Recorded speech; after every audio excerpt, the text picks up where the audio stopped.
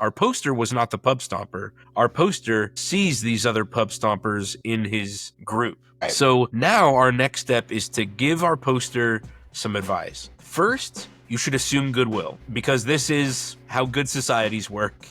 Yeah. We assume the best in others. So Yeah. you should assume that the cult priestess and her boys mean well, and that they just like CEDH. They love a high-powered, fast, combo-oriented game. If you have the opportunity, explain to them that a balanced game is ultimately more interesting. Yeah. You can explain the dangers that this behavior poses to the game. If new players are not coming into a game, then a game will die, because its players will get old and die, and then the game is over. That's it. Explain what might happen to the shop.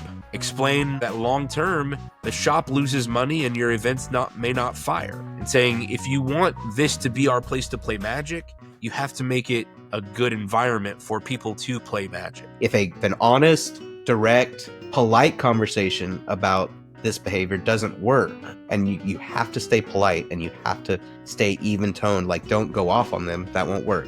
But the next thing I think would be to just have a brief conversation with the shop owner. You can ask the shop owner, like, hey, how much money does that group spend? And you should understand that the shop owner is going to be on the side of where the money comes from. Yeah. Like, if the shop owner's like, oh yeah, they're whales, then you might need to seek an alternative. And here is an alternative. Yes. If you don't want to address the group at all, then here's another choice. You should be the one inviting new players to play in your group. If you have seen these new players become prey to the cult priestess, and you don't want them to have a bad experience playing, then you should be the one to ask them. You should say, hey, do you have a group to play with? Come play with us. Invite them in.